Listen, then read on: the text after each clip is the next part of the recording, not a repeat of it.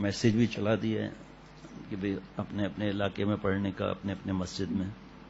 آپ جو ہے نا مجھ سے پھر صبح پوچھیں گے، کیونکہ میرے لیے بھی منع کر دیا مسجد میں نماز پڑھنے کے لیے، تو پھر کیا ترتیب بنتی ہے. جو ہمارے گھر کے دو حافظ جہاں آنا چاہتے تھے تو ان کے لیے بھی یہ ہو رہا ہے کہ بھئی دوسروں کو منع کر دیا، ان کو لے آئیں تو کسی کے دل میں دکھ نہ ہو. میں نے کہا بھئی اس میں دکھ کی کوئی بات ہی نہیں ہے. اب 2 دن سے یہی چل رہا ہے معاملہ کہ یہ بھی گھر میں پڑھیں گے. ضمیر بھائی نے بھی کہا گھر میں پڑھیں گے، ہم یہ بھی کہ میں نے کہا رات کو فیصلہ کر لیں گے. اللہ معاف فرمائے، اس میں کون وہ سگے بھائی اور اس کے لیے کہے گا کہ بھئی ان کو اجازت مل گئی ہمیں نہیں ملی. جتنی آپ لوگوں کو معلوم نہیں ہے نا، جتنا ڈاکٹر صاحبان بتاتے ہیں، وہ حضرت نے فرمایا تھا کہ شیخ کو اگر چھینک بھی آ جائے نا تو پریشان بیچارہ. اب ان کو اگر براہ راست کہتا ہے کچھ تو اس کے دل میں غم ہو جائے گا، خاموش بیٹھا ہے. کوئی کیا ڈرا رہا ہے، کوئی کیا ڈرا رہا ہے، کوئی کیا ہو رہا ہے. اب میرا تو برسوں سے معمول ہے مولوی فرحان کے پیچھے پڑھنے کا. اب اس کا مطلب تھوڑی ہے کہ دوسرے بیچارے صحیح نہیں پڑھتے. وہ کبھی ایسا نہیں ہوا کہ ایک ایک لفظ سمجھ میں آتا ہو. زیادہ تر سب تو نہیں سمجھ میں آ سکتے. تو اب اتنے برسوں سے آپ نے مولوی فرحان کے پیچھے ایک ایک لفظ جو ہے اللہ کے کرم سے، اب اگر دوسرا اس سے بھی اچھا پڑھتا ہوگا لیکن دماغ میں وہی بیٹھا ہوا ہوگا تو وہ آدمی کو گھٹن اور پریشانی. لیکن جس طرح ماشاءاللہ دین کی سمجھ جنہیں ہیں وہ جس طرح فرمائیں گے انشاءاللہ تعالی اس پہ رضا بالقضا والا معاملہ ہے. اب وہ کیا صورت بنتی ہے صبح انشاءاللہ بتا دوں گا کہ اب اگر ان کو آپ کے ساتھ جو دوسرے ہیں ان کے ساتھ 2 اور اگر آ جائیں گے تو پھر کس طرح ہوگا. یہ ابھی صرف 5 لوگوں کو اجازت دی ہوئی ہے، 5 لوگوں کو آنے کو. اب جب یہاں تراویحاں ہوں گی تو پھر رمضان شریف میں تو سبھی چاہتے ہیں کہ ماحول ملے، بیانات سنیں. ایسی فراغت اور مہینوں میں نہیں ہوتی. اب جب یہاں پڑھنے والے ہیں ان کو ہم کیسے کہیں گے کہ آپ باہر جائیں. اب اس 15 منٹ تو اسی میں گزر جائیں گے کہ بھئی نہیں اب آپ باہر جاؤ، اب آپ کا ٹائم جو ہے وہ دیر سے تراویحاں ختم ہوئی ہیں، اس لیے بھائی آپ ان کو آپ بھیج دیں وہاں پر. اب وہ دکھے ہوئے دل کے ساتھ کہ میں آیا ہوا ہوں مجھے باہر بھیج رہے ہیں.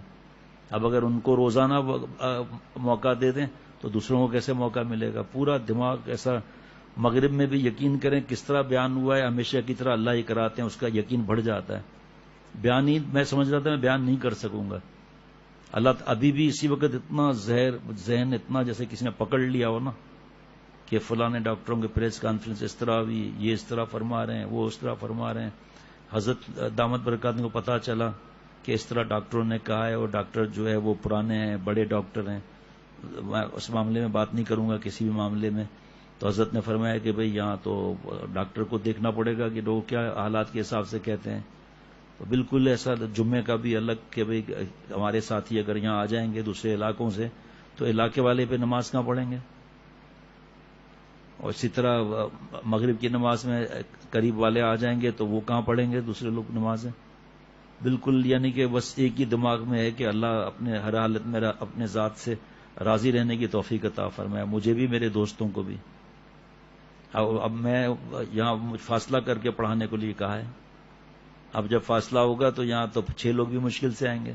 اب اگر 15 دوست کہیں گے کہ ہمیں بھی موقع دیں ہمیں بھی موقع دیں تو میں تو ابھی سے ہی پریشان ہو رہا ہوں کہ بھئی مجھے جب کہیں گے تو میں کیا کروں گا کیا اس وقت. پھر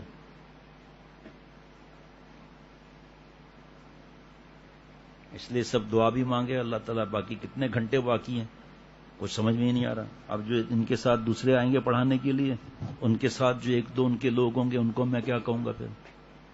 اور جو ساتھی 1-2 ہوتے ہیں وہ کچھ پانی یا کوئی بھی ایسی چیز تو وہ پھر ان کو پھر کیسے موقع ملے گا اندر آنے کا. نئے آدمی کو کیا آدمی کہے گا. اس کے بعد تراویحاں ختم ہوں گی وہاں سے کیا لوگ کہیں گے پھر. بالکل یعنی کہ ایسا لگتا ہے کہ کچھ سمجھ ہی نہیں آ رہی بات. جو اب یہاں ابھی تک جو 2-3 کا میں نے کہا وہ یہیں رہنے والے ہیں، پکے یہیں کے رہنے والے. ایک کے پیچھے ایک ہوگا بس. وہ تو ویسے بھی یہاں ہوتے ہیں. کچھ کے مسائل ہیں ان کے وہ جا نہیں سکتے، ہر طرف بند ہے. تو ان کے ساتھ بھی ایک میں نے پوچھا کہ ایک کے ساتھ ایک رہے گا. ایک اور صاحب ہے ان کو میں نے کہا بھائی آپ کوئی اور جگہ دیکھو اپنی، کیا کر سکتے ہیں ابھی مجبوری ہے اس وقت. تو اگر آپ لوگ ساتھ نہیں دیں گے پھر کون ساتھ دے گا بھائی. اب اس میں کچھ لوگ ایسے ہیں جو 4-5 لوگ ہیں جو جن کا مجھے پتا ہے کہ بھائی ٹھیک ہے آپ روز آ جانا. ان کے ساتھ اگر 2 اور ہوں گے تو ٹوٹل مل کے کتنا ہوگا. بات سمجھ میں آ رہی ہے نا. اس کے نظر میں تو یہ کہ میرے ساتھ 2 لوگ ہیں. اب وہ ڈاکٹر ریاض نے کہا، میں نے کہا بھائی اب ٹھیک ہے آپ اکیلے ہیں، پتہ نہیں کتنے برسوں سے ساتھ ہی ساتھ اشرف مدارس سے لے کر، اب پتہ چلا 2 ان کے ساتھ اور ہوں گے، تو 3 تو یہی ہو جائیں گے. پھر اب ان کو بھی فون کروں گا، سمجھاؤں گا ان کو کہ بھائی اب کیا کر سکتے ہیں، ابھی سب نے اسباب اختیار کرنے، نظر اللہ پر رکھنی ہے. اب اگر ہم جو ہمارے ہمدرد وغیرہ ہیں ان کی نہیں مانیں تو پھر کس کی پھر مانیں گے پھر.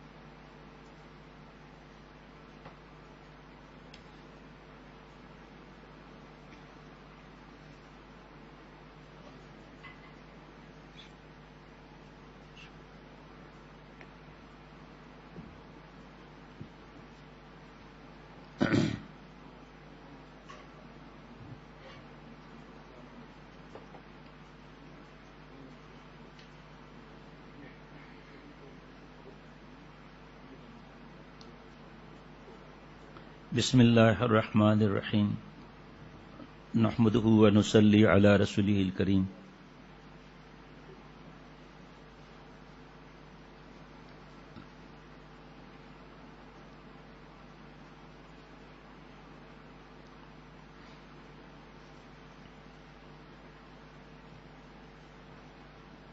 دیکھیں پہلے بھی جس طرح یہ سیرت کے بیانات اللہ تعالیٰ کی رحمت سے ہوئے تو سب کو پتا ہے کہ سارے احکامات ایک دن میں نہیں آ گئے تھے، اور پھر بہت سی چیزیں خاص ہوتی ہیں.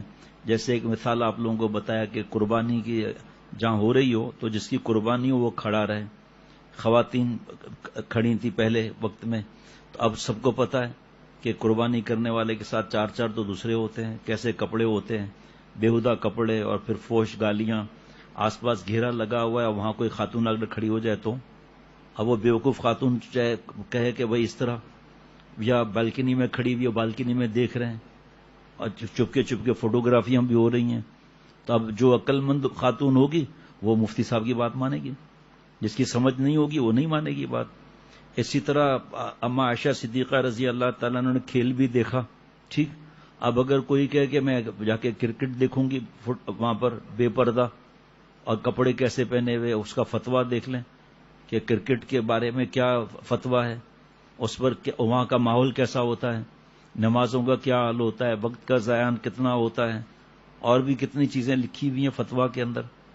یا فرض کریں کوئی دیکھتا ہے کمپیوٹر پر دیکھتا ہے تو سطر ان مردوں کا آگے پیچھے سطر، پھر عورتیں دکھاتے ہیں، پھر فوکس کرتے ہیں، جتنی گندی عورت ہوگی اتنا زیادہ اس پر فوکس ہوگا، پھر اس میں گانے، پھر موسیقی، پھر ایڈورٹائز والی بےہودہ لڑکیاں.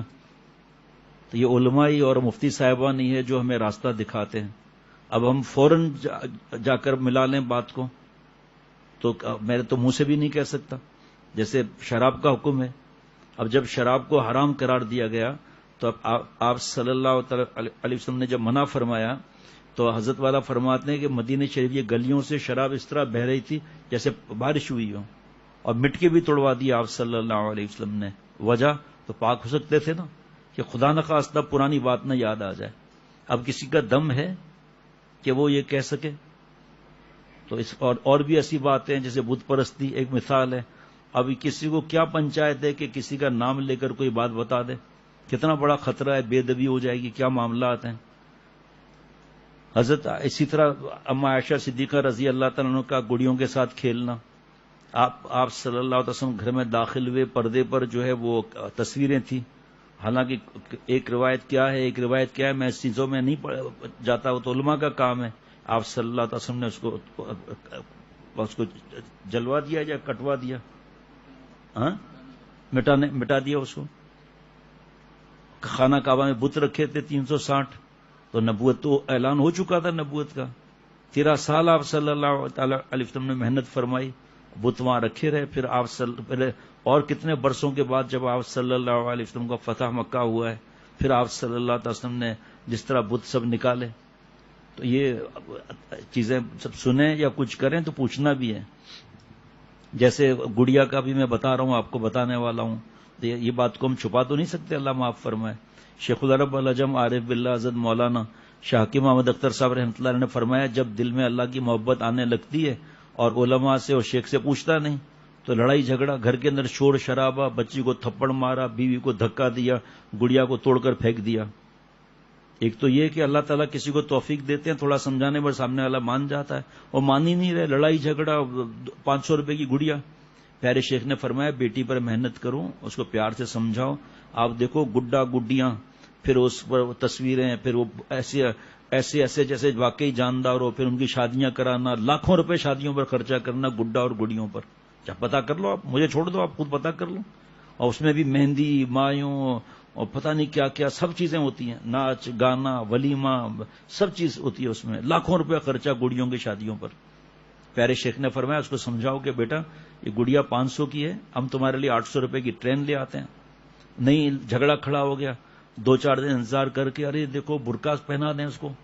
تو جیسے ہی برقع پہنایا حکم بدل گیا، چہرہ وہرہ کچھ ہے ہی نہیں. اس کے بعد عید کی بات بتائی کہ ایک اتنا فائدہ ہوتا ہے، اتنا فائدہ ہوتا ہے، دیکھو پرسوں قربانی ہے، جانور کٹیں گے تو ہم اس کو بھی کاٹ دیتے ہیں. پتہ چلا ہنسی میں کاٹ کر پھینک دیا. تو یہ چیز نہیں ہے کہ جو سن لیا بس وہ اس پہ بحثیں کرنے لگیں. جیسے ہمارے ایک رشتہ دار ہیں، ان کے یہاں اس کی شادی تھی، انہوں نے کہا ہمارا سب کچھ سنت کے مطابق جیسے شیخ کہیں گے ویسے ہوگا، قریب کے رشتہ دار. تو ان کا فون آیا میرے پاس کہ کوئی گناہ نہیں، کیا وہ گھر کی جو بھی خواتین رشتہ دار جو بھی وہ کہہ رہی ہیں اوپر چھت پر عورتیں جمع ہیں، تم آؤ ورنہ اس نے کہا میں تو نہیں آؤں گا، نو محرم ہے. کہا پھر ہم ڈھول باجا بجا دیں گے.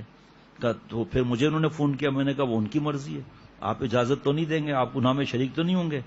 اب اگر وہ کرتی ہیں ڈھول باجا تو وہ جانے، آپ اس کی وجہ سے گناہ میں مبتلا ہوں گے کیا. وہ گئے نہیں، ڈھول باجا ہوا بھی نہیں. پھر اس خاندان کی خاتون نے مجھے فون کیا اور کہا کہ دف تو بجاتی ہے نا خواتین، آپ صلی اللہ علیہ وسلم وقت میں دف بجا. اب میرے پاس کوئی جواب ہی نہیں تھا. میں نے کہا میں مفتی صاحب سے پوچھ کر کل بتاؤں گا. اللہ تعالیٰ کی رحمت سے میں دارالعلوم کورنگی گیا ہوں، کیونکہ وہ رشتے کی بات تھی. تو حضرت مفتی عبدالرؤف سکھروی صاحب دامت برکاتہ سے میں نے دف کی بات کی تو اور اشعار کی بات کی، بہت پہلے کی بات ہے. تو حضرت ہنسنے لگے، فرمایا کہ وہ جو اشعار یہ عورتیں پڑھیں گی اور وہ جو اشعار تھے وہ اس کو ملاؤ گے کیا ساتھ میں، نعوذ باللہ. اور پھر دف کیا ہوتا ہے اس وقت میں، ایک جیسے یہ ایک مثال ہے، لکڑی ہے ایک مثال ہے، اس کے ساتھ کوئی چیز لگی ہوئی ہے، یہ ایک لگائی ہے بس یہ ہو گیا. اور یہاں تو دف میں گھنگرو اور ناچ گانا، اس کو روکیں گے خالی دف بجائیں گے. اور یہ ایسے ڈرامے بازیاں ہوتی ہیں. پھر یہ اللہ علماء اور مفتی صاحبان کی عمر میں برکت دے، اللہ ان کو سلامت رکھے، خوشیاں عطا فرمائے، ہمیں بھی اللہ محروم نہ فرمائے، اللہ ہمیں ان سے پوچھ کر عمل کرنے کی توفیق عطا فرمائے. خالی وہ دف سن لیا آپ وہ اس طرح کریں گے، گانے نہیں ہوں گے، ناچ نہیں ہوگا، ڈھول باجا نہیں ہوگا، سیٹیاں تصویریں لڑکے لڑکی سب ساتھ میں نہیں ہوں گے. اما عائشہ صدیقہ رضی اللہ تعالیٰ نے فرماتی ہیں کہ جب میری شادی کا ابتدائی دور تھا تو اس وقت مفتی زاہد صاحب نے بتایا تھا کتاب دیکھ کر کہ اما عائشہ صدیقہ رضی اللہ تعالیٰ عنہ 9 سال کی تھی اس وقت. میں رسول اللہ صلی اللہ علیہ وسلم کے یہاں گڑیوں سے کھیلا کرتی تھی اور میری سہیلیاں بھی میرے ساتھ کھیلتی تھیں، 8-9 برس 7 برس جو بھی. جب رسول اللہ صلی اللہ علیہ وسلم تشریف لاتے تو میری سہیلیاں شرم کی وجہ سے آپ صلی اللہ علیہ وسلم سے چھپ جاتی تھیں، لیکن آپ صلی اللہ علیہ وسلم ان کو میرے پاس بھیج دیا کرتے تھے اور وہ میرے ساتھ کھیلنے لگتی تھیں. کس عمر میں رخصتی، یہ سوچو ذرا. حضرت عائشہ صدیقہ رضی اللہ تعالیٰ عنہ فرماتی ہیں ایک دن رسول اللہ صلی اللہ علیہ وسلم مجھ سے فرمانے لگے، جس وقت تم مجھ سے خوش ہوتی ہو تو میں جان جاتا ہوں، جب تم مجھ سے ناراض ہوتی ہو تو بھی مجھے معلوم ہو جاتا ہے. میں نے عرض کیا آپ کس طرح پہچان لیتے ہیں؟ آپ صلی اللہ علیہ وسلم نے فرمایا جب تم مجھ سے خوش ہوتی ہو تو اس طرح کہتی ہو یہ بات نہیں، محمد صلی اللہ علیہ وسلم کے رب کی قسم، اور جب تم مجھ سے ناراض ہوتی ہو تو کہتی ہو یہ بات نہیں، ابراہیم علیہ السلام کے رب کی قسم، یعنی میرا نام نہیں لیتی. دیکھنا ذرا آگے کیا آتا ہے جی، پہلی دفعہ ہو رہا ہے. حضرت عائشہ صدیقہ رضی اللہ تعالیٰ عنہ نے فرمایا ہاں یا رسول اللہ یہ بات ٹھیک ہے لیکن میں صرف آپ کا نام زبان سے ہی چھوڑتی ہوں، نہ کہ دل سے. کیا مزہ ہے، کیا چاشنی ہے، کیا انوارات ہیں، کیا ماشاء اللہ ماشاء اللہ، واہ واہ واہ واہ واہ واہ واہ، سبحان اللہ سبحان اللہ، کیا جملہ ہے. حضرت عائشہ رضی اللہ تعالی عنہا نے فرمایا، ہاں ہاں یا رسول اللہ، یہ بات ٹھیک ہے، لیکن میں صرف آپ کا نام زبان سے ہی چھوڑتی ہوں، نہ کہ دل سے.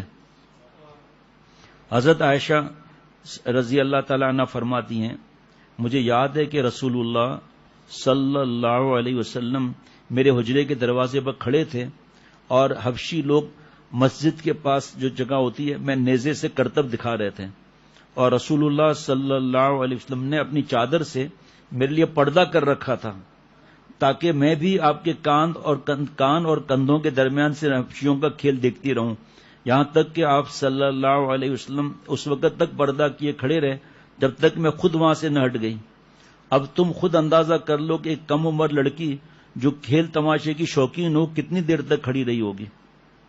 دیکھیں نا، لڑکی جس کی عمر کھیل تماشے کی. اب وہ آپ خود فیصلہ کر لو کیا حکم کس طرح علماء بتائیں گے. اب کوئی ماں بہن بہو بیٹی اس کی نقل کر لے کہ میں فٹ بال دیکھوں گی، والی بال دیکھوں گی اور کرکٹر کو دیکھوں گی. حضرت عائشہ صدیقہ رضی اللہ تعالی عنہ فرماتی ہیں، رسول اللہ صلی اللہ علیہ وسلم کی گفتگو تم لوگوں کی طرح مسلسل اور تیز نہیں ہوتی تھی. آپ صلی اللہ علیہ وسلم دھیرے دھیرے بولتے تھے، مضمون اس قدر سادہ اور واضح کہ سننے والے اچھی طرح ذہن نشین کر لیتے. ایک دوسری روایت کے مطابق اگر کوئی شخص چاہتا تو حضور صلی اللہ علیہ وسلم کے بولے ہوئے الفاظ کو گن سکتا تھا. رسول اللہ صلی اللہ علیہ وسلم بچوں سے نہایت پیار و محبت سے پیش آتے تھے، ان کی تربیت کے لیے بڑے پیارے انداز سے کوشش فرماتے تھے، اس شفقت سے ہدایت دیتے تھے کہ بچوں کے دلوں میں اتر جاتی تھی. نبی کریم صلی اللہ علیہ وسلم نے اپنی بے پناہ مصروفیات کے باوجود بچوں کو کبھی نظر انداز نہیں فرمایا. رسول اللہ صلی اللہ علیہ وسلم بچوں کی پیدائش کے وقت کان میں اذان دلوانے کا اہتمام فرماتے تھے. حضرت ابو رافع رضی اللہ عنہ فرماتے ہیں کہ جب حضرت فاطمہ رضی اللہ تعالیٰ عنہا کے ہاں حسن بن علی رضی اللہ تعالی عنہما کی پیدائش ہوئی تو میں نے دیکھا کہ حضور صلی اللہ تعالی علیہ وسلم نے ان کے کان میں اذان کہی. اس میں حکمت یہ ہے کہ بچہ شروع سے دین کی پکار سن لے اور اسلام و توحید اس کے لاشعور میں جاگزیں ہو جائے. یا حضرت والا کی بات عرض کرتا رہتا ہوں کہ گود میں بچہ ہے، فلم دیکھ رہی ہے، گانے سن رہی ہے، کوئی کہے یہ آپ کیا کہہ رہی ہو، آپ کیا کر رہی ہو ماں، اور وہ کہ چلو چلو زیادہ مولوی مت بنو. بچے کو کیا معلوم کہ فلم کیا ہے، گانے کیا ہے، موسیقی کیا ہے، گندے ڈائلاگ کیا ہے، بچے کو کیا معلوم. اگر بچے کو کچھ معلوم نہیں تو کان میں اذان اور تکبیر کیوں دلائی گئی ہے. رسول اللہ صلی اللہ علیہ وسلم بچوں کو زندگی کے آداب سمجھاتے. کوئی ساتھ کھانے بیٹھتا تو اسے کھانے کا سلیقہ بھی بتاتے تھے. اپنے سوتیلے بیٹے عمر بن ابی سلمہ کو آداب کے خلاف کھاتے دیکھا تو فرمایا، اے بچے، جب کھانا شروع کرو تو بسم اللہ کہہ کر شروع کرو اور اپنے سیدھے ہاتھ سے کھانا کھاؤ، اپنے سامنے سے کھانا کھاؤ. اگر مختلف چیزیں رکھی ہیں ڈش میں، جیسے پھل ہے 3-4 قسم کے، پھر تو آپ لے سکتے ہیں، لیکن اگر صرف ایک ہی ڈش ہے تو بیچ میں گھسنا، ادھر سے گھسنا، ادھر ہاتھ مارنا، ایک ہی طرف سے لیتے جائیں. رسول اللہ صلی اللہ علیہ وسلم بچوں کی ولادت کے موقع پر گھٹی دیا کرتے تھے. مجھے نہیں معلوم، پوچھنا پڑے گا، پتہ ہے آپ کو. حضرت ابو موسیٰ اشعری رضی اللہ عنہ سے روایت ہے، فرماتے ہیں میرے یہاں لڑکا پیدا ہوا، میں اسے لے کر خدمت اقدس میں حاضر ہوا. آپ صلی اللہ علیہ وسلم نے اس کا نام ابراہیم رکھا اور کھجور چبا کر اس کے منہ میں ڈالی، سنت تہنیک جو ہے نا، اس کے لیے برکت کی دعا فرمائی، پھر اسے میرے حوالے کر دیا. بچوں کا اتنا لحاظ فرما دے کہ اگر عبادت میں حرج ہوتا تب بھی ناراض نہ ہوتے. ایک بار حضور صلی اللہ علیہ وسلم نماز پڑھ رہے تھے. جب آپ سجدے میں جاتے تو حضرت حسن اور حضرت حسین رضی اللہ عنہما آپ کی پشت پر بیٹھ جاتے تھے. آج ہی میں پڑھ رہا تھا کہ آپ صلی اللہ علیہ وسلم کے پردہ فرمانے کے بعد حضرت فاطمہ رضی اللہ تعالیٰ عنہ خاموش ہو گئی تھیں، ہنستی بھی نہیں تھی، کسی چیز میں دل بھی نہیں لگتا تھا، بیمار بھی پڑ گئیں. آج پہلی دفعہ اس عمر میں سنا کہ 6 مہینے کے بعد انتقال ہو گیا حضرت فاطمہ رضی اللہ تعالیٰ عنہ کا. 6 مہینے کے بعد ہی چپ لگ گئی، خاموش لگ گئی تھی. صحابہ رضوان اللہ علیہ مجمعین انہیں ہٹانا چاہتے تو آپ اشارے سے فرماتے کہ رہنے دو. نماز سے فارغ ہو کر آپ انہیں اپنے گود میں بٹھا لیتے اور فرماتے جو تم سے محبت کرتا ہے اسے چاہیے کہ جو مجھ سے محبت کرتا ہے اسے چاہیے کہ ان دونوں سے محبت کرے. حضرت حسن حضرت حسین رضی اللہ تعالیٰ عنہما. دوبارہ پڑھتا ہوں، جو مجھ سے محبت کرتا ہے اسے چاہیے کہ ان دونوں سے محبت کرے. نبی کریم صلی اللہ علیہ وسلم بچوں کا نام اچھا رکھنے کا حکم فرماتے.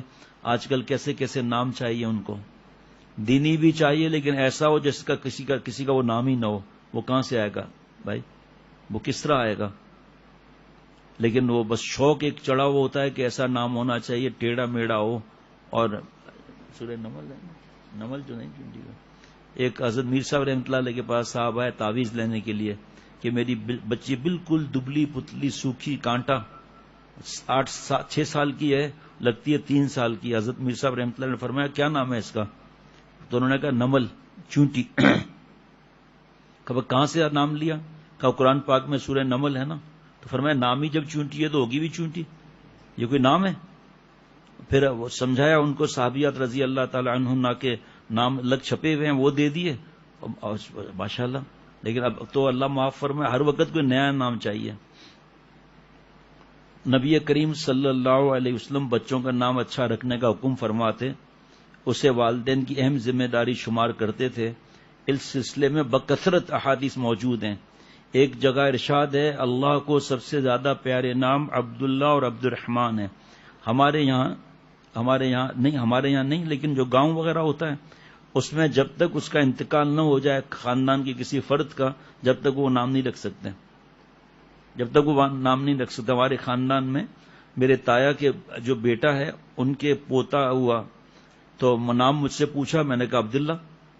بھائی اللہ تعالیٰ کو پسند ہے عبد الرحمن اور عبداللہ اور عبد الرحمن پسند ہے اللہ تعالیٰ کو. کہا وہ تو بابا تو حیات ہیں. میں نے کہا تو میں نے کہا حضرت والا رحمۃ اللہ علیہ کے پوتے کا نام عبداللہ، ٹھیک ہے، حافظ عبداللہ میاں. حضرت والا کے پوتے کا نام حافظ عبداللہ.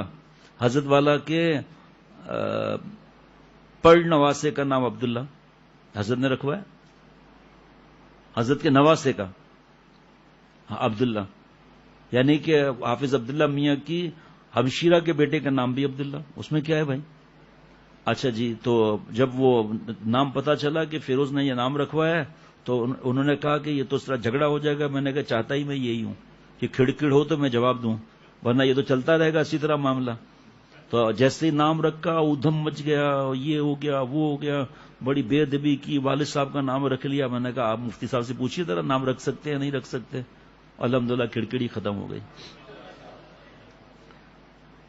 تو حضرت ابو ہریرہ رضی اللہ تعالیٰ عنہ فرماتے ہیں میں ایک دن نبی کریم صلی اللہ علیہ وسلم کے ساتھ نکلا، راستے میں نہ آپ کی مجھ سے بات ہوئی نہ میری آپ سے، حتیٰ کہ بنو قینقاع کا بازار آ گیا.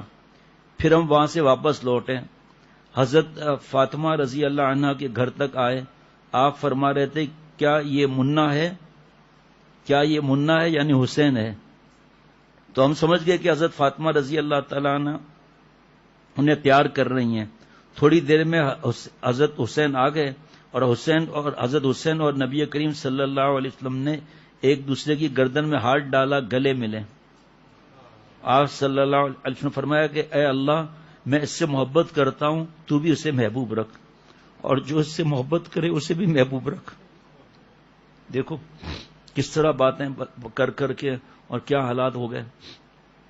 اور ہم تو واقعہ نہیں بتائیں گے، لیکن جس طرح ظلم ہوا وہ اس کو کوئی تاریخ جو ہے وہ نہیں بتا سکتی صحیح طریقے سے. ایسا جو ظلم ہوا، آپ صلی اللہ تعالی علیہ وسلم جس کے لیے دعا کر رہے ہیں کہ اے اللہ میں اس سے محبت کرتا ہوں، تو بھی اسے محبوب رکھ، اور جو اس سے محبت کرے اسے بھی محبوب رکھ. ہوا کیا؟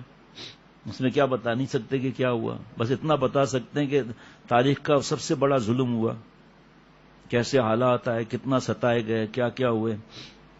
حضرت عبداللہ بن عباس رضی اللہ تعالیٰ عنہما بچپن میں ایک دن نبی کریم صلی اللہ علیہ وسلم کی پیچھے سواری پر بیٹھے ہوئے تھے۔ آپ صلی اللہ علیہ وسلم نے انہیں نصیحت کرتے ہوئے فرمایا، اے بچے، میں تجھے چند باتوں کی تعلیم دیتا ہوں۔ بچے کو اللہ کو یاد رکھنا، وہ تجھے یاد رکھے گا۔ اللہ تعالیٰ کو یاد رکھنا، وہ تجھے یاد کرے گا۔ فاذکرونی اذکرکم واشکروا لی ولا تکفرون۔ اے بچے، اللہ کو یاد رکھنا، وہ تجھے یاد کرے گا، یاد رکھے گا۔ اللہ کو یاد رکھنا تو اسے اپنے سامنے پائے گا۔ جب مانگنا اللہ سے مانگنا، جب مدد طلب کرنا اللہ سے کرنا۔ خوب اچھی طرح سمجھ لو کہ ساری دنیا اگر اتفاق کر لے کہ تجھے کوئی نفع پہنچائے، تب بھی تجھ کو نفع نہیں پہنچا سکے گی۔ اس کو کورونا سے بھی سمجھ لیجئے ذرا، سوائے اس کے کہ جو اللہ نے تیرے لیے لکھ دیا ہے۔ اگر ساری دنیا اتفاق کر لے کہ تجھے مل جل کر کوئی نقصان پہنچائے تو کوئی نقصان نہیں پہنچا سکے گی، لیکن اتنا ہی جتنا لکھ دیا ہے۔ قلم خشک ہو گئے اور دفتر تہہ کر دیے گئے، جو بار بار حدیث پاک کا مفہوم عرض کرتا ہوں نا، کہ ہمارے لیے جو بھی ہے وہ سب لکھا گیا ہے۔ اب ہم اسباب اختیار کرتے ہیں، اسباب پہ نظر نہیں رکھیں گے، اللہ پر نظر رکھیں گے۔ پھر پڑھتا ہوں، مزہ آ رہا ہے اس میں۔ اے اللہ، میں اس سے محبت کرتا ہوں، تو بھی اسے محبوب رکھ۔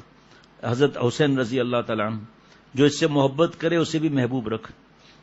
اور حضرت عبداللہ بن عباس رضی اللہ عنہما سے فرمایا، اے بچے، میں تجھے چند باتوں کی تعلیم دیتا ہوں۔ اللہ کو یاد رکھنا، وہ تجھے یاد رکھے گا۔ اللہ کو یاد رکھنا تو اسے اپنے سامنے پائے گا۔ جب مانگنا اللہ سے مانگنا، جب مدد طلب کرنا اللہ سے کرنا۔ خوب اچھی طرح سمجھ لو کہ ساری دنیا اگر اتفاق کر لے کہ تجھے کوئی نقصان پہنچائے، تب بھی تجھے کوئی نفع نہیں پہنچا سکے گی، سوائے اس کے کہ جو اللہ نے تیرے لیے لکھ دیا۔ صرف کورونا نہیں ہے، ہر چیز ہے۔ ضمیر بھائی کی بٹیا کی طبیعت ناساز ہے، میں نے فوراً دیکھا ضمیر بھائی بیٹھے نہیں بیٹھے، فوراً ادھر میں نے دیکھا۔ جو ہو رہا ہے بس اللہ کی رضا سے ہو رہا ہے سب کچھ۔ فرض کریں کسی کو مرض سمجھ میں نہیں آ رہا، اس میں بھی اللہ کی رضا ہے۔ مرض سمجھ میں آ گیا، دوائی سمجھ میں نہیں آ رہی، اس میں بھی اللہ کی رضا ہے۔ جو اللہ سے حالت میں راضی رہے گا مایوس کبھی نہیں ہوگا، کبھی مایوس نہیں ہوگا۔ جو اسباب اختیار کرنے اسباب اختیار۔ پیارے شیخ العرب العجم عارف باللہ حضرت مولانا شاہ حکیم محمد اختر صاحب رحمۃ اللہ علیہ نے فرمایا، جو ڈاکٹر نیک ہوں، جس طرح خاندان میں یا دفتر میں یا تبلیغ میں یا کہیں بھی امیر بناتے ہیں تو اس کی کتاب میں پہلی شرط لکھی ہوئی ہے، اس کو دین کی سمجھ ہو، دوسروں سے زیادہ اس کو امیر بنانا ہے۔ ڈاکٹروں کے لیے بھی حضرت نے فرمایا کہ جو آپ سوچو جو ڈاکٹر نیک ہوگا نا، وہ اللہ سے بہت مانگے گا پہلے۔ اچھا ویسے اس کی بھی سمجھ میں نہ آئے، وہ اللہ کی اس میں مسئلے تو ہوتی ہیں، غلط بات بھی کر سکتا ہے وہ، لیکن جو اللہ سے راضی رہے گا وہ پریشان نہیں ہوگا کہ ایسا کیوں ہو رہا ہے، اس نے ایسا کیوں کیا، اس نے ایسا کیوں کیا۔ پھر وہ خواتین زیادہ گھبرا جاتی ہیں، ان کے زیادہ دل پہ لرزہ طاری ہوتا ہے کہ اب یہ چیزیں ان کو سنانی ہے نا، پرچے رکھے ہوئے وہ ان کو پرچے پڑھ کے سنانے ہیں۔ جو کچھ ہو رہا ہے صحیح ہو رہا ہے، اللہ کا احسان ہے، اللہ کی عطا ہے جس نے ہمیں جو ہے صحیح ہاتھوں میں رکھا ہے۔ میرا آپ کا کام ہے تقویٰ کی فکر کرنا، اللہ کو ایک سانس ناراض نہیں کرنا۔ ہمارے سے زیادہ اللہ تعالیٰ محبت فرماتے ہیں۔ ہم اپنے آنکھوں سے دیکھتے ہیں ہمارے بچے کو تکلیف ہے کوئی، ہمارا اپنے آنکھوں سے دیکھتے ہیں، ہمیں تکلیف خود کو بھی ہوتی ہے۔ جو والدین پیارے ہوتے ہیں ان کو تکلیف ایسا ہوتا ہے جیسے ان کے جسم پر گر رہی ہے یہ بات، دل پر دماغ پر گر رہی ہے، لیکن اللہ تعالیٰ تو سب سے زیادہ پیار فرماتے ہیں نا۔ اللہ تعالیٰ سے بڑھ کر کون؟ ابھی ایک بڑے ڈاکٹر صاحب آئے تھے، بتا رہے تھے کہ کتنا خطرناک مریض آیا ہے، ایسا لگتا تھا ابھی مر جائے گا، وہ ہارٹ کا پیشنٹ۔ کیا کہا ہمارا پتہ نہیں کیا بولا انہوں نے، مجھے یاد نہیں ہے کہ ہمارا پتہ نہیں کیا بولتے ہیں، کسٹم پتہ نہیں کیا بولا کہ ہمارا یہ ہے کہ پہلے کورونا کا ٹیسٹ ہوگا، وہ تو 2 دن کے بعد رزلٹ آئے گا ایمرجنسی میں بھی۔ اب کیا کسی سے لڑیں گے؟ کیا بولتے ہیں ہمارا پروٹوکول، ہمارا ہر جگہ پروٹوکول اب یہ پہلے جو ہے وہ پہلے کورونا کا ٹیسٹ۔ اب ہمارے بس میں تو کچھ ہے ہی نہیں نا۔ اللہ سے دعا کرنی ہے، جو ہماری بچی پر اللہ کے احسانات ہیں خود بھی یاد کریں، اسے بھی یاد کرائیں۔ اللہ نے مجھے، آپ کو، ان کو، کن کو بھی اتنا پیسہ دیا ہے کہ آدمی علاج کرا سکتا ہے اللہ تعالیٰ کی رحمت سے، لیکن ہم پیسوں پر تھوڑی نظر رکھیں گے، ہم تو اللہ پر نظر رکھیں گے۔ اسباب اختیار کریں گے. کسی کا اخلاق بھی خراب ہو تو ہوا کرے، ہمارا کیا واسطہ اس سے بھائی. لیکن وہ ظاہری بات ہے جو بتائے گا وہ اس حساب سے تو نہیں بتا سکے گا. دوسرا سمجھے گا کہ ان پر تو واقعی ظلم ہو گیا. اب پھر ادھر بات گھوم پھر کر جب بات آتی ہے تو پتا چلتا پتہ نہیں کیا کیا ہو گیا. ایک ہی راستہ ہے اللہ کو راضی کرنے کا، جس کو جانا ہے وہ جائے گا. اب یہی حدیث پاک دل میں اتر جائے تو بات ہی ختم ہو گئی نا.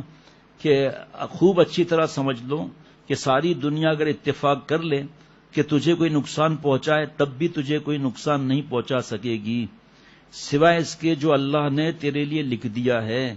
اگر ساری دنیا اتفاق کر لے کہ تجھے مل جل کر کوئی نقصان پہنچائے تو کوئی نقصان نہیں پہنچا سکے گی دنیا، نہیں پہنچا سکے. لیکن اتنا ہی جتنا اللہ نے لکھ دیا. قلم خشک ہو گیا، بڑی بات ہے اس کے اندر بھائی.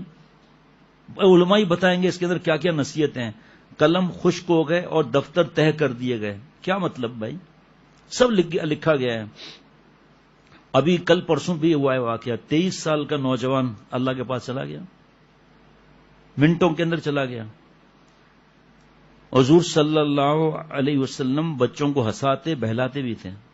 حضرت انس رضی اللہ تعالیٰ عنہ فرماتے ہیں کہ رسول اللہ صلی اللہ علیہ وسلم ہمارے گھر تشریف لایا کرتے تھے. میرا ایک چھوٹا بھائی ابو عمیر تھا، اس کے پاس ایک نغیر کیا صحیح نہیں کیا اس کو بھائی، بیٹھا ہوا ہے نقاب لگا کر وہاں پر. میرے ذہن میں نغیر تھا، حضرت نے نغیر ہی سنا تھا. یہاں نغر لکھا ہوا ہے، نیچے نقطے انہوں نے نہیں ڈالے، آپ تو ڈال دیتے. نغیر ہے نا، خالی بال پین لینا ہے بس، تجھے اور کوئی کام نہیں کرنا ہے. حضرت یہ واز میں بھی ہے نا. یہ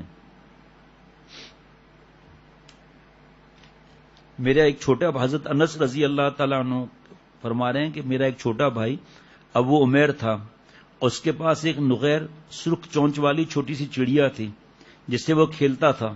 اب آپ بتاؤ مچھلی گھر میں پالنے کے کیا احکامات ہیں، پرندے کے کیا احکامات ہیں. اب ابو عمیر چھوٹا بچہ، چھوٹا بھائی پڑھ لیا فوراً جو ہے وہ جناب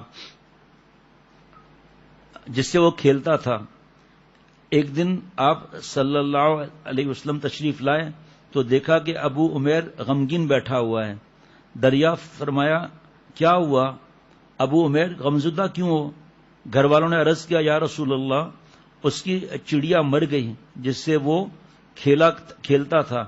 رسول اللہ صلی اللہ علیہ وسلم نے بچے کو بہلاتے ہوئے فرمایا اے ابو عمیر کیا ہوا نغیر، اے ابو عمیر کیا ہوا نغیر. دلکش انداز مزاح کا. حضرت ابو ہریرہ رضی اللہ تعالی عنہ سے روایت ہے کہ صحابہ رضوان اللہ علیہ مجمعین نے عرض کیا یا رسول اللہ اب ہم سے مذاق بھی فرما لیتے ہیں. نبی کریم صلی اللہ علیہ وسلم نے فرمایا ہاں مگر میں کبھی غلط بات نہیں کہتا. ایک دن مجلس میں نبی کریم صلی اللہ علیہ وسلم نے فرمایا جنت میں ایک شخص اللہ تعالیٰ سے کھیتی کرنے کی خواہش بیان کرے گا. اللہ تعالیٰ فرمائیں گے کیا تمہاری ہر خواہش پوری نہیں ہو گئی؟ وہ کہے گا جی ہاں لیکن میں چاہتا ہوں کہ فوراً بوؤں اور ساتھ ہی تیار ہو جائے. چنانچہ وہ بیج ڈالے گا، فوراً دانہ اگے گا، بڑھے گا اور کاٹنے کے قابل ہو جائے گا. جنت میں ایک بدو بیٹھا ہوا یہ باتیں سن رہا تھا. تو کیا یار آپ ڈال رہا ہے بھائی، باں پر پیش ڈال دیا. بھائی اس کو کچھ کھلاتے پلاتے نہیں ہو کیا آپ لوگ؟ ابھی نغیر میں 2 نقطے بھول گیا. نغر رات کو سوتا نہیں ہے کیا؟ ایک تھوڑا سا کام دیتا ہے وہ اس پہ جو ہے وہ اس میں نقطے ہی نہیں ڈالے بھائی صاحب نے.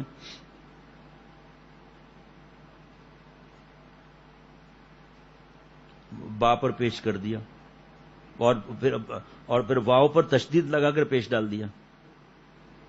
بدب وہ بیٹھا تھا. یار کیا کمال کرتا ہے مولانا، مفتی ہو گیا اور ہمارے کو پھنسا رہا. پہلے ہی ہم پھنسے ہوئے کمزور، اوپر سے اور پھنساؤ. یہ بھی حضرت سے سنا ہوا بار بار. ایک بدو صاحبی اب یہ بدو لکھ رہا ہے یا کوئی نام ہے مجھے نہیں معلوم. آپ نے بیٹھا ایک بدو بیٹھا ہوا یہ باتیں سن رہا تھا. اس نے کہا یہ سعادت تو صرف کسی قریشی یا انصار کو نصیب ہوگی کیونکہ وہی زراعت پیشہ ہے، ہم نہیں. یہ سن کر نبی کریم صلی اللہ علیہ وسلم مسکرا دیے. سادہ تھا گاؤں کا بیچارہ. ایک بار کسی بوڑھی عورت نے حضور صلی اللہ علیہ وسلم کی خدمت میں حاضر ہو کر عرض کیا یا رسول اللہ دعا فرمائیں کہ اللہ تعالیٰ مجھے جنت میں داخل کر دے. آپ صلی اللہ علیہ وسلم نے فرمایا جنت میں کوئی بوڑھی عورت نہیں جائے گی. وہ روتے ہوئے واپس جانے لگی، وہ عورت روتے ہوئے واپس جانے لگی. تو نبی کریم صلی اللہ علیہ وسلم نے فرمایا اسے بتا دو کہ وہ جنت میں بڑھاپے کی حالت میں داخل نہیں ہوگی، جوان بن کر جنت میں جائے گی. کیونکہ اللہ تعالیٰ فرماتے ہیں کہ ہم نے ان عورتوں کو خاص طور پر بنایا ہے، بس بنایا ہے ان کو کنواریاں. حضرت انس بن پھر بوڑھیا ہنسنے لگی. حضرت انس بن مالک رضی اللہ تعالیٰ عنہ نے فرماتے ہیں کہ ایک آدمی حضور صلی اللہ علیہ وسلم کی خدمت میں آیا اور اپنے لیے سواری مانگی. نبی کریم صلی اللہ علیہ وسلم نے فرمایا ہم تمہیں اونٹنی کا بچہ دیں گے. اس نے عرض کیا کہ یا رسول اللہ میں اونٹنی کے بچے کا کیا کروں گا؟ حضور صلی اللہ علیہ وسلم نے فرمایا اونٹنی کا بچہ ہی تو ہوتا ہے، ہر اونٹ اونٹنی کا بچہ ہی تو ہوتا ہے.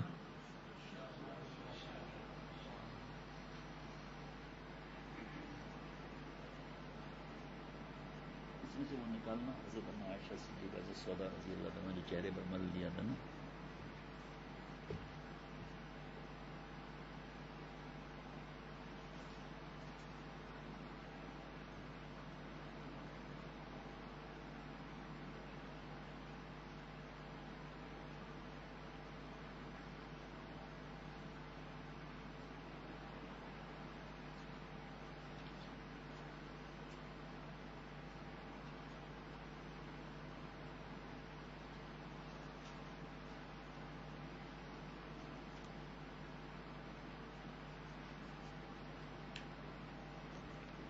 ساری رات بیٹھے رہو تب بھی یہ مزے ختم نہیں ہوتے.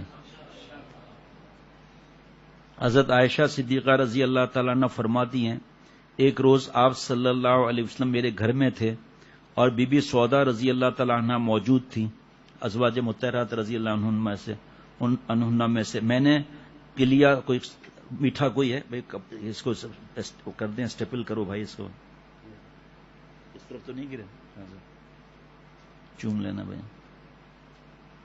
دیکھو آسانی الماری کے نیچے بھی نہیں چلے گئے.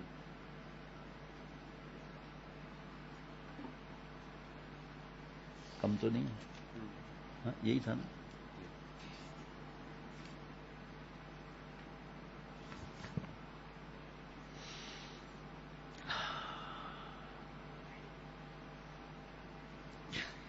کیا پرچہ نکلا ہے؟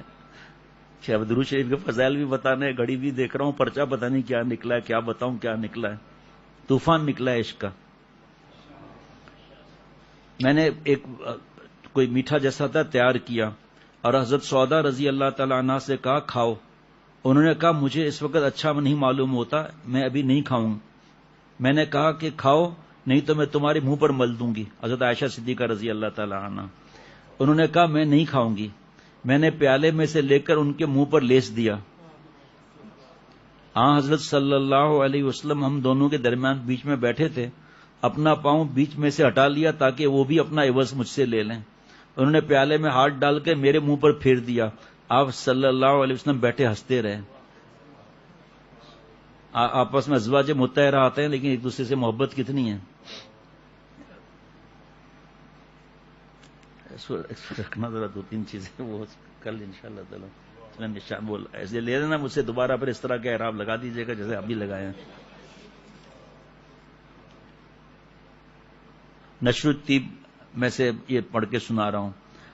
اکثر آپ کا ہنسنا تبسم ہوتا اور اس میں دندان مبارک جو ظاہر ہوتے تو ایسے معلوم ہوتا جیسے بارش کے اولے.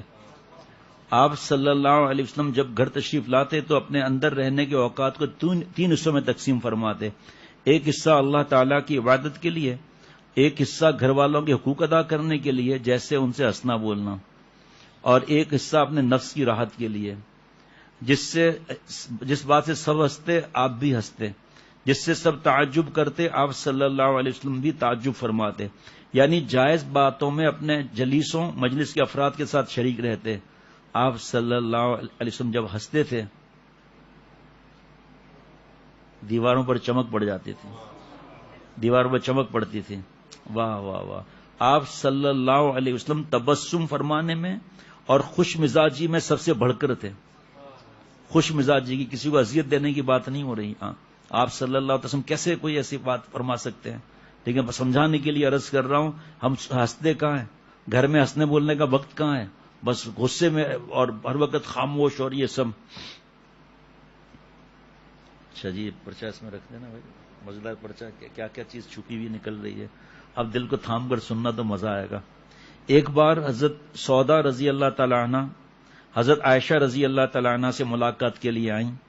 وہاں حضرت حفصہ رضی اللہ تعالی عنہ بھی تھیں. حضرت سودا رضی اللہ عنہ بن سور کر اچھی حالت میں آئی تھی. ان پر خوبصورت یمنی منقش چادر تھی. حضرت حفصہ رضی اللہ تعالی عنہ نے حضرت عائشہ صدیقہ رضی اللہ تعالی عنہ سے فرمایا کہ حضور صلی اللہ علیہ وسلم تشریف لاتے ہیں اور یہ سودا ہمارے درمیان چمکتی ہیں، میں آج ضرور ان کی زینت خراب کروں گی. ان دونوں کی سرگوشیاں سن کر حضرت سودا رضی اللہ عنہ نے پوچھا تم کیا کہہ رہی ہو؟ حضرت حفصہ رضی اللہ تعالیٰ عنہ نے فرمایا کانا دجال نکل آیا ہے. دیکھا ایمان تازہ ہوتا ہے، یقین کریں. دل چاہتا ہے وقت تھم جائے، بس ایک ایک لفظ کا دل چاہتا ہے مزہ اور نور محسوس کرتے رہیں. حضرت سودا رضی اللہ تعالیٰ عنہ بہت گھبرائیں، ان پر کب کبھی طاری ہو گئی. کہا ہاں میں کہاں چھپوں؟ حضرت حفصہ رضی اللہ تعالیٰ عنہ نے فرمایا خیمے میں چلی جاؤ. وہ وہاں چلی گئیں. وہ خیمہ سامان خانہ تھا جس میں کچرا اور مکڑی کے جالے تھے. نبی کریم صلی اللہ تعالی وسلم تشریف لائے تو حضرت عائشہ حضرت حفصہ رضی اللہ تعالیٰ عنہ ہنس رہی تھی. ہنسی کے مارے بات بھی نہیں کی جا رہی تھی.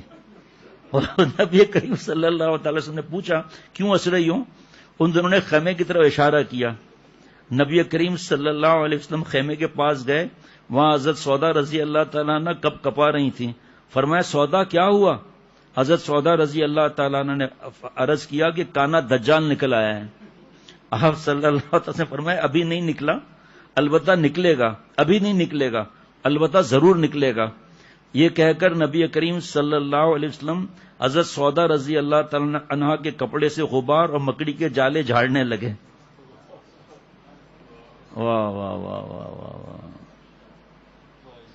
میں دوبارہ پڑھوں گا اس کو کیونکہ اس کتاب میں دوبارہ یہ بات آئی ہے، جب یہ بیان کی ہے دوسرے کتاب سے. مزاح کتاب ہے، کتاب کا نام ہے مزاح، جس سے حضرت مولانا مرغوب احمد لاجپوری صاحب برطانیہ والے انہوں نے لکھا ہے. اور تقریر کس نے لکھی ہے بتاؤں؟ مفتی اعظم مفتی رفیع عثمانی صاحب دامت برکاتہ میں تقریر لکھی ہے. اس میں سب وہ حدیث مبارکہ ہے آپ صلی اللہ علیہ وسلم کی مزاح، صحابہ رضوان اللہ علیہ مجمعین کا مزاح. یا بیوی سے ہی مزاح نہیں کرتا آدمی، اگر اس نے مزاح کر لیا ہن چھت میں متو کھائی ہوئی خاموش چلے کڑے دل کے رہے پڑے جو وہ ہنسنے ہی نہیں دیتے اس بیچاری کو. تو کیا دیکھتا ہے بھائی؟ حضرت عائشہ صدیقہ رضی اللہ تعالی عنہ فرماتی ہیں کہ میں نبی کریم صلی اللہ علیہ وسلم کے پاس حریرہ ایک قسم کا حلوہ لے کر آئی. ابھی بیان ہوا ہے، ابھی مزہ آ رہا ہے. نبی اکرم صلی اللہ علیہ وسلم میرے اور حضرت سودا رضی اللہ تعالی عنہ کے درمیان تھے. میں نے سودا رضی اللہ عنہ سے کہا کھاؤ. انہوں نے کسی وجہ سے انکار کیا. میں نے کہا کھا لو ورنہ یہ تمہارے چہرے پر مل دوں گی. پھر بھی انہوں نے انکار کیا تو میں نے حریرے میں ہاتھ ڈالا اور ان کے چہرے پر مل دیا. نبی کریم صلی اللہ علیہ وسلم ہنس رہے تھے. پھر نبی کریم صلی اللہ علیہ وسلم نے حضرت سودا رضی اللہ تعالی عنہ سے فرمایا تم اس کے چہرے پر مل دو، اور انہوں نے میرے چہرے پر میل دیا اور نبی کریم صلی اللہ علیہ وسلم ہنس رہے تھے. ام المؤمنین حضرت عائشہ صدیقہ رضی اللہ تعالی عنہ فرماتی ہیں میں ایک مرتبہ سفر میں نبی کریم صلی اللہ علیہ وسلم کی ہمراہ تھی. میں نے آپ صلی اللہ علیہ وسلم کے ساتھ دوڑ لگائی اور آپ سے آگے نکل گئی. پھر جب کچھ مدت بعد میں فربا ہو گئی، تھوڑا وزن بڑھ گیا تو پھر ہماری دوڑ ہوئی اور اس مرتبہ آپ صلی اللہ علیہ وسلم مجھ سے آگے نکل گئے. چنانچہ آپ صلی اللہ علیہ وسلم نے فرمایا یہ اس کے بدلے میں ہے، یعنی پہلے تم جیتی تھی اب میں جیت گیا، لہذا دونوں برابر رہے. ماشاء اللہ، لا قوت الا باللہ. واہ بھائی واہ. حضرت مولانا قاسم نانوتی رحمۃ اللہ علیہ کا شعر لکھا ہے اس کتاب میں، ولے یہ رتبہ کہاں مشت خاک قاسم کا، ولے یہ رتبہ کہاں مشت خاک قاسم کا، کہ بن کے جائے تیرے کوچہ اتر میں بن کے غبار. اور پھر وہاں کے رسال ہو جائے. کیا فرما رہے ہیں حضرت شاعر دربار رسالت حضرت کعب بن زہیر رضی اللہ عنہ فرماتے ہیں کہ بے شک رسول اللہ صلی اللہ علیہ وسلم وہ تلوار ہیں جس سے روشنی حاصل کی جاتی ہے، وہ اللہ کی تلواروں میں سے ایک کھینچی ہوئی تلوار ہے۔ مجاہد اسلام شہید جنگ موتا حضرت عبداللہ بن رواحہ رضی اللہ عنہ فرماتے ہیں میری جان ان پر فدا جن کے اخلاق شاہد ہیں کہ وہ سب انسانوں میں افضل ترین ذات ہیں، اور اللہ کے پاس اگر درجہ ہے تو وہ حافظ صلی اللہ علیہ وسلم کا یہ بعد از خدا بزرگ تو ہی قصہ مختصر۔ اللہ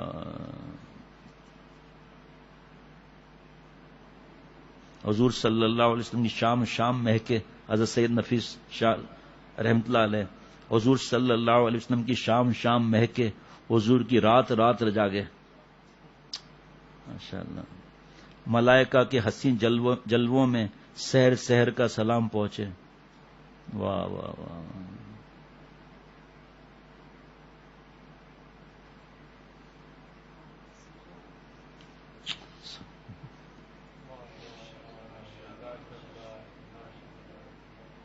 جھوٹے نبوت کی دعویٰ کرنے والوں نے جو قرآن شریف کا یہ نقل کرنے کی کوشش کی تو ان کا بیڑا غرق کیسے ہوا، کیا عرض ہوا، تو انہوں نے قرآن شریف کے مقابلے پر کیا چیز لائے اور حشر کیا ہوا ان کا۔ اب یہ کہ حضرت شیخ الحدیث وہاں زکریا صاحب رحمۃ اللہ علیہ کتاب ہے فضائل درود شریف، حضور اقدس صلی اللہ علیہ وسلم کا ارشاد ہے کہ جس کے سامنے میرا تذکرہ آوے اس کو چاہیے کہ مجھ پر درود بھیجے، اور جو مجھ پر ایک دفعہ درود بھیجے گا اللہ تعالیٰ اس پر 10 دفعہ درود بھیجے گا اور اس کی 10 خطائیں معاف کرے گا اور اس کے 10 درجات بلند کرے گا۔ اب یہ کل سے بس رمضان ہی ہے انشاءاللہ تعالیٰ، تو ابھی سے اس کی فکر، اپنے اوقات وغیرہ بنا لیں، سنتوں کی چارٹ کی فکر رکھ لیں۔ اچھا، واہ بھائی واہ۔ حضرت عبد الرحمن بن عوف رضی اللہ تعالیٰ عنہ سے مختلف الفاظ کے ساتھ یہ مضمون نقل کیا گیا ہے کہ ہم 4-5 آدمیوں میں سے کوئی نہ کوئی شخص حضور اقدس صلی اللہ علیہ وسلم کے ساتھ رہتا تھا تاکہ کوئی ضرورت اگر حضور اقدس صلی اللہ علیہ وسلم کو پیش آئے تو اس کی تعمیل کی جائے۔ ایک دفعہ حضور اقدس صلی اللہ علیہ وسلم کسی باغ میں تشریف لے گئے، میں بھی پیچھے پیچھے حاضر ہو گیا۔ حضور اقدس صلی اللہ علیہ وسلم نے وہاں جا کر نماز پڑھی، اتنا طویل سجدہ کیا کہ مجھے یہ اندیشہ ہوا کہ حضور اقدس صلی اللہ علیہ وسلم کی روح پرواز کر گئی۔ میں اس تصور سے رونے لگا۔ حضور صلی اللہ علیہ وسلم کے قریب جا کر حضور صلی اللہ علیہ وسلم کو دیکھا۔ حضور صلی اللہ علیہ وسلم نے سجدے سے فارغ ہو کر دریافت فرمایا، عبد الرحمن کیا بات ہے؟ میں نے عرض کیا، یا رسول اللہ، آپ نے اتنا طویل سجدہ کیا کہ مجھے اندیشہ ہوا کہ کہیں خدا نہ خواستہ آپ کی روح تو پرواز نہیں کر گئی۔ حضور صلی اللہ علیہ وسلم نے ارشاد فرمایا کہ اللہ جل شانہ نے میری امت کے بارے میں مجھ پر ایک انعام فرمایا ہے، اس کے شکرانے میں اتنا طویل سجدہ کیا۔ وہ انعام یہ ہے کہ اللہ جل شانہ نے یوں فرمایا کہ جو مجھ پر ایک دفعہ درود بھیجے اللہ جل شانہ اس کے لیے 10 نیکیاں لکھیں گے اور 10 گناہ معاف فرمائیں گے۔ ایک روایت میں اس قصے میں ہے کہ حضور اقدس صلی اللہ علیہ وسلم نے فرمایا کہ عبد الرحمن کیا بات ہے؟ میں نے اپنا اندیشہ ظاہر کیا۔ حضور صلی اللہ علیہ وسلم نے فرمایا، ابھی جبرائیل میرے پاس آئے تھے اور مجھ سے یوں کہا کہ کیا تمہیں اس سے خوشخبری نہیں ہوگی کہ اللہ تعالیٰ نے یہ ارشاد فرمایا کہ جو آپ پر درود بھیجے گا میں اس پر درود بھیجوں گا، اور جو تم پر سلام بھیجے گا میں اس پر سلام بھیجوں گا۔ تھوڑا اسی کم کر دینا، کون سے نمبر پر 124 پہ کرنا۔ ایک اور روایت میں اسی قصے میں ہے کہ ایک دن نبی کریم صلی اللہ علیہ وسلم کا چہرہ انور خوشی سے بہت ہی چمک رہا تھا۔ خوشی کے انوار چہرہ انور سے بہت ہی محسوس ہو رہے تھے۔ صحابہ رضوان اللہ علیہ مجمعین نے عرض کیا، یا رسول اللہ، جتنی خوشی آج چہرہ انور پر محسوس ہو رہی ہے اتنی تو پہلے محسوس نہیں ہوتی تھی۔ حضور صلی اللہ علیہ وسلم نے فرمایا، مجھے کیوں نہ خوشی ہو، ابھی جبرائیل میرے پاس سے گئے ہیں، وہ یوں کہتے ہیں کہ آپ کی امت میں سے جو شخص ایک دفعہ بھی درود پڑھے گا اللہ تعالیٰ اس کی وجہ سے 10 نیکیاں اس کے نامہ اعمال میں لکھیں گے، 10 گناہ معاف فرمائیں گے، 10 درجات بلند کریں گے، اور ایک فرشتہ اس سے وہی کہے گا جو اس نے کہا۔ حضور صلی اللہ علیہ وسلم فرماتے ہیں، میں نے جبرائیل سے پوچھا یہ فرشتہ کیسا؟ تو جبرائیل نے کہا اللہ جل شانہ نے ایک فرشتے کو قیامت تک کے لیے مقرر کر دیا ہے کہ جو آپ پر درود بھیجے وہ اس کے لیے دعا کریں، وہ اس کے لیے دعا کریں۔ حضور اقدس صلی اللہ علیہ وسلم کا ارشاد ہے ترمذی شریف میں کہ بلا شک قیامت میں لوگوں میں سے سب سے زیادہ مجھ سے قریب وہ شخص ہوگا جو سب سے زیادہ مجھ پر درود بھیجے۔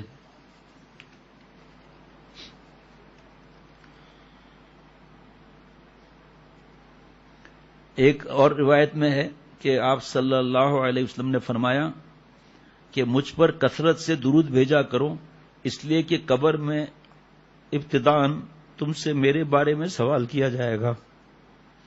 ایک دوسرے حدیث میں نقل کیا ہے کہ مجھ پر درود بھیجنا قیامت کے دن پولیس رات کے اندھیرے میں نور ہے، اور جو یہ چاہے کہ اس کے اعمال بہت بڑی ترازو میں تلیں، اس کو چاہیے کہ مجھ پر کثرت سے درود بھیجا کریں۔ اور رمضان شریف میں تو ویسے ہی بڑھانا ہے۔ اور بھائی کثرت کا مطلب کہ جیسے ایک تسبیح پڑھ لی، اب آج کل رمضان ایک تسبیح اور پڑھ لی، یا جیسے 33 مرتبہ درود شریف چھوٹا والا پڑھ لیا، پھر آدھے گھنٹے کوئی کام کوئی کھانا یا جو بھی ہے، رمضان میں تو وہ بھی نہیں ہے، تو پھر تھوڑا خاموش بھی رہ گئے۔ پھر کلمہ شریف کی بھی تسبیح ہے، جیسے رمضان شریف میں ہے کہ کلمہ شریف زیادہ پڑھنا ہے شیخ سے پوچھ کر، باقی اجازت ہے۔ صرف اپنی صحت اور نیند تو کمی رمضان میں ہوتی ہے، غصہ، چڑچڑ، آدم بیزا، لڑائی، طنز، کھڑکھڑ، ذرا سی بات پہ گریبان پکڑ لینا، یہ تو پتہ نہیں ہے میں روزے سے ہوں۔ بھائی تو روز تو کیا مسئلہ ہے بھائی؟ کوئی بک بک کرے تو آدمی اس سے کہے بھائی مجھ سے الجھو نہیں، میں روزے سے ہوں، وہ الگ بات ہے۔ تو کثرت کا یہ میں نے بتا دیا۔ اچھا، استغفار کرنا ہے رمضان میں، جنت طلب کرنی ہے، دوزخ کی پناہ مانگنی ہے، اس کی دعا کل بتا دی کہ یہ دعا بھی پڑھ سکتے ہیں، ویسے بھی کہہ سکتے ہیں اللہ مجھے جنت الفردوس بغیر استحقاق کے عطا فرما، اے اللہ اپنی رحمت سے مجھے دوزخ سے بچا، یہ دعا بھی پڑھ سکتے ہیں۔ اللہم انی اسألک رضاک والجنہ واعوذ بک من سخطک والنار، اے اللہ میں آپ سے آپ کی رضا کا سوال کرتا ہوں جنت بعد میں، اے اللہ آپ سے آپ کے گناہ سے پناہ چاہتا ہوں دوزخ سے بعد میں۔ ایک اور حدیث میں حضرت انس رضی اللہ تعالیٰ عنہ سے نقل کیا ہے، سب سے زیادہ نجات والا قیامت کے دن اس کے ہولوں سے اور اس کے مقامات سے وہ شخص ہے جو دنیا میں سب سے زیادہ مجھ پر درود بھیجتا ہو۔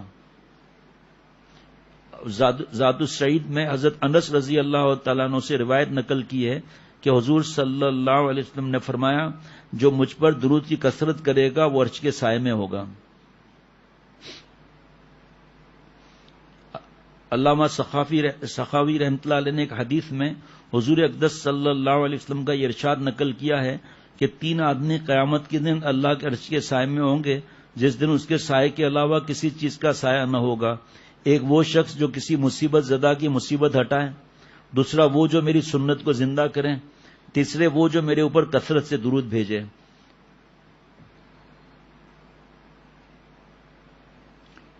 حضرت ابن عمر رضی اللہ تعالی عنہما کے واسطے سے حضور اقدس صلی اللہ علیہ وسلم کا ارشاد ہے کہ اپنی مجالس کو درود شریف کے ساتھ مزین کیا کرو، اس لیے کہ مجھ پر درود پڑھنا تمہارے لیے قیامت میں نور ہے۔ ماشاءاللہ، اللہ اللہ۔ ایک اور بتا دیتا ہوں، لائنیں لگی ہوئی ہیں ماشاءاللہ، وہ سنت کی کتاب بھی رکھ لیجیے گا نشر التیب کے ساتھ۔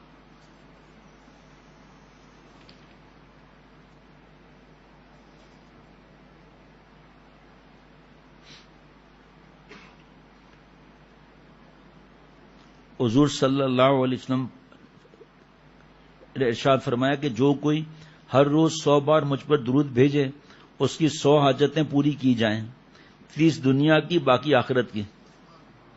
حضرت ابن مسعود رضی اللہ تعالیٰ عنہ، نسائی سے میں روایت ہے کہ ابن مسعود رضی اللہ عنہ حضور اقدس صلی اللہ علیہ وسلم کا ارشاد نقل کرتے ہیں کہ اللہ تعالیٰ کے بہت سے فرشتے ایسے ہیں جو زمین میں پھرتے رہتے ہیں اور میری امت کی طرف سے مجھے سلام پہنچاتے ہیں۔ اللہ تعالیٰ اپنی رحمت سے ہم سب کو اللہ والا بنائے۔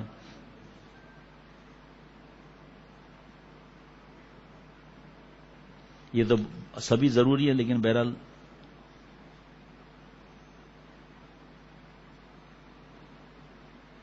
حضرت حسن رضی اللہ تعالیٰ عنہ سے روایت میں ہے کہ حضور اقدس صلی اللہ علیہ وسلم کا یہ ارشاد نقل کیا ہے کہ تم جہاں کہیں ہو مجھ پر درود پڑھتے رہا کرو، بے شک تمہارا درود میرے پاس پہنچتا رہتا ہے۔ حضرت انس رضی اللہ تعالیٰ عنہ کی حدیث سے حضور صلی اللہ علیہ وسلم کا یہ ارشاد نقل کیا ہے کہ جو کوئی مجھ پر درود بھیجتا ہے وہ درود مجھ تک پہنچ جاتا ہے اور میں اس کے بدلے میں اس پر درود بھیجتا ہوں، اس کے علاوہ اس کے لیے 10 نیکیاں لکھی جاتی ہیں۔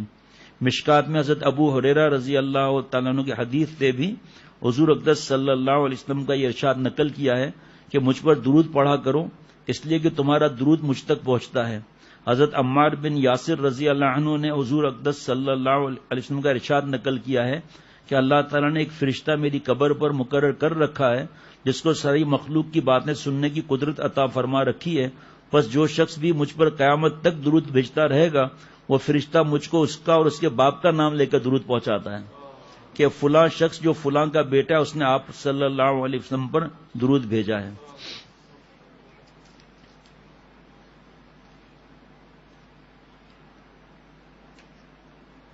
فائدے میں حضرت شیخ الحدیث رحمۃ اللہ علیہ فرماتے ہیں کہ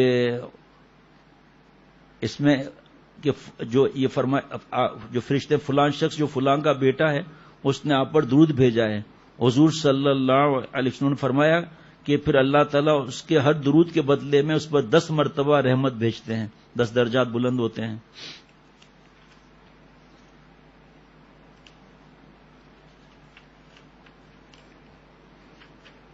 کیا لکھا ہوا ہے؟ علامہ سخاوی رحمۃ اللہ علیہ نے فرمایا کہ کسی بندے کی شرافت کے لیے یہی کافی ہے کہ اس کا نام خیر کے ساتھ حضور صلی اللہ علیہ وسلم کی مجلس میں آ جائے۔ فلاں ابن فلاں، واہ بھائی واہ۔ اچھا، جمعے کے بعد دن درود شریف کے لیے اور اس کے لیے فائدے فضائل ہیں۔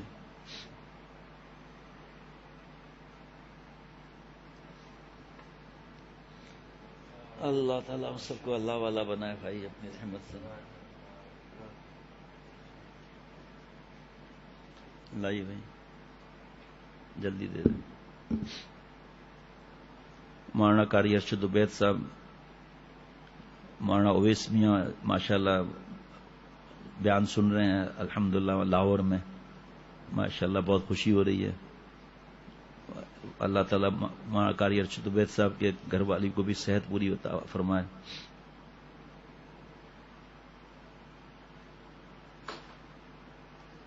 اللہ رمضان شریف کی نعمتوں سے رحمتوں سے مالا مال فرمائے مجھ سمیت ہر مسلمان کو۔